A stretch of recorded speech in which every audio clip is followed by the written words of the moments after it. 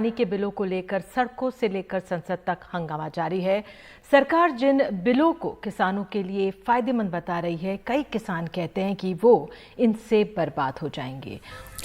आज मैं आपको बताऊंगा ये आरोप सच है या फिर ये किसानों को भड़काने की साजिश है। एक बिल किसानों को फसल बेचने के ऑप्शंस के बारे में है। अभी जो सिस्टम है उसके हिसाब से किसान अपनी फसल को दूसरे राज्यों में जाकर नहीं बेच सकते और उसे मंडी में ही अपनी फसल बेचनी होती है। अब तक तो किसान सिर्फ मंडियों में अपनी फसल बेचते हैं। अब किसानों को जहां सही दाम मिलेगा वहां अपनी फसल बेचने की आजादी होगी। आप कहते हैं किसान को पहली बार आजादी दी गई है कि वो किसी को भी जाके बेच सके मंडी के बाहर। मुझे आप वो नियम कानून बता दो जो कि आज तक किसान को ये करने से रोकता था। सरासर झूठ है, कोई रोक नहीं है आज। अब देखिए कि ये मंडियों की बात हो रही है और जो चर्चा देश में हो रही है वो भी हम सुन रहे हैं कि मंडी में अगर किसान जाता है उसको एमएसपी मिलेगा, गेहूं और धान पे मिलता है सिर्फ 2 फसलों पे। तो जहां उसको ज्यादा मार्केट में, ओपन मार्केट में जाके अगर बेचता है, अगर उसको 10 की बजाय 15 रुपए मिलते हैं तो अच्छी बात है। अगर कम मिलते हैं तो वापिस आके मंडी में बेच दे। सिर्फ 6% किसानों को एमएसपी मिलता है। 94% किसान जो है वो ऑलरेडी मार्केट के ऊपर डिपेंडेंट है। अगर मार्केट इतनी अच्छी होती तो बताइए कृषि पे इतना भयंकर संकट क्यों होता, इतना घोर संकट क्यों होता। अब सरकार जो नया बिल लाई है उसमें किसान देश में कहीं भी और किसी को भी अपनी फसल बेच सकेंगे।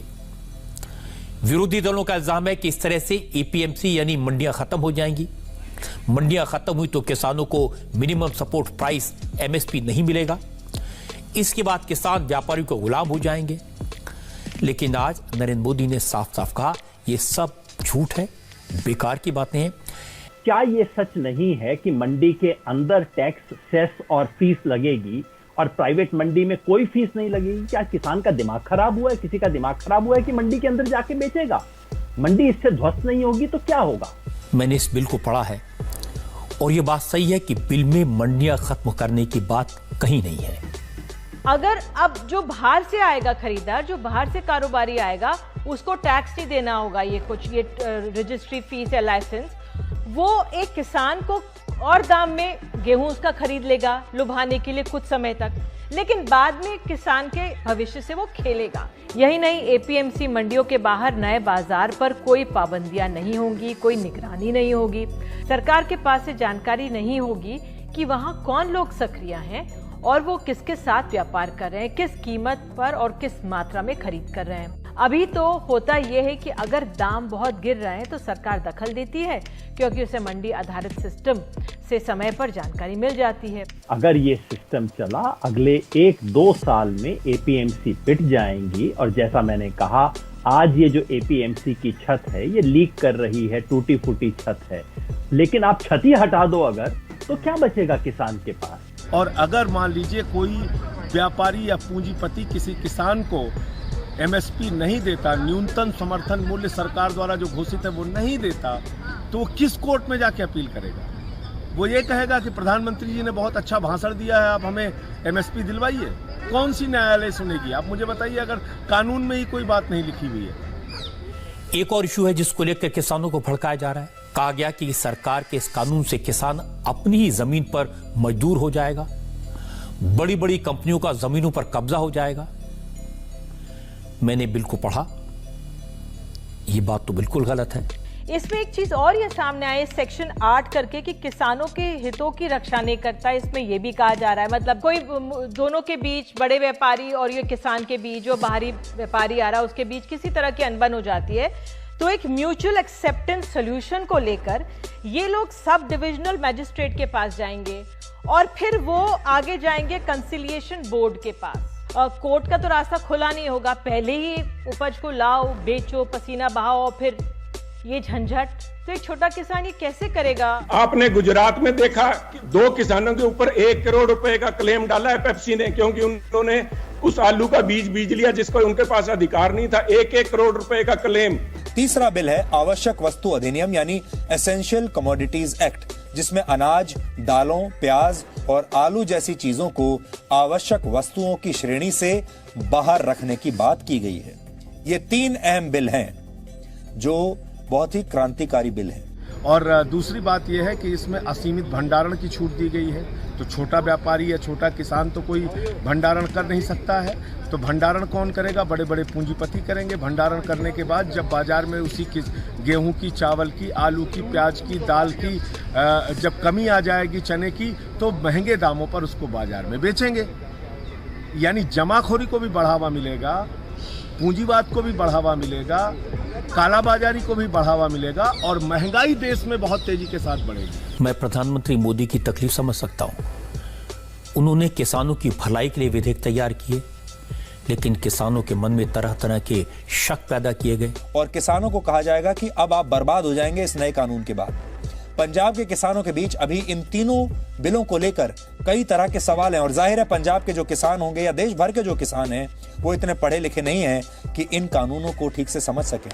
किसानों की बात सुनेंगे तो आपको साफ साफ समझ आ जाएगा किसानों ने न तो बिल पढ़ा है, न उन्हें बिल के बारे में कोई जानकारी दी गई है, न उन्हें कानून के बारे में बताया गया है। किसानों को उतनी ही बात बताई गई जितनी विरोधी दल कह रहे हैं। बीजेपी को छोड़कर हर राजनीतिक दल किसानों के साथ खड़ा है, लेकिन किसान नहीं चाहते हैं कि कोई उनके आंदोलन को ले उड़े। अमृतसर इलाके में 3 दिन के रेल रोको की अपील करने वाली किसान मजदूर संघर्ष कमेटी के सरवन पंधेर कहते हैं कि नेताओं को उनके आंदोलन की अगुवाई नहीं करनी चाहिए।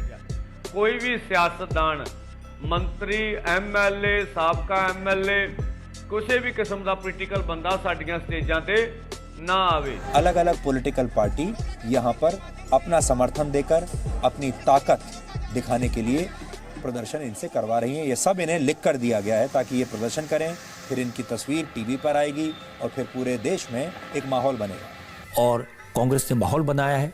मैं सिर्फ इतना कहना चाहता हूं संकेत भाई कि आज के मुकाबला में सवाल बीजेपी का नहीं था, सवाल कांग्रेस का नहीं था, सवाल था किसान का। और हकीकत ये है कि ये जो पंजाब का किसान आज आंदोलन कर रहा है, ये कोई कांग्रेस के कहने से नहीं आया। ये वही किसान है जो कल अमरिंदर सिंह के खिलाफ प्रदर्शन कर रहा था। इसे कांग्रेस कहना बंद कीजिए। ये किसान है जिसको समझ है अपने आगे पीछे की, वो किसान जो देश का सबसे आगे बढ़ा हुआ किसान है।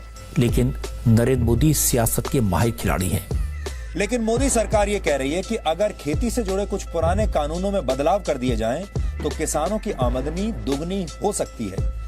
इसके लिए सबसे पहले जरूरी है कि किसानों को देश में कहीं भी अपनी फसल बेचने की छूट दी जाए और इसे ही वन नेशन वन मार्केट कहा जा रहा है, यानी एक देश एक बाजार।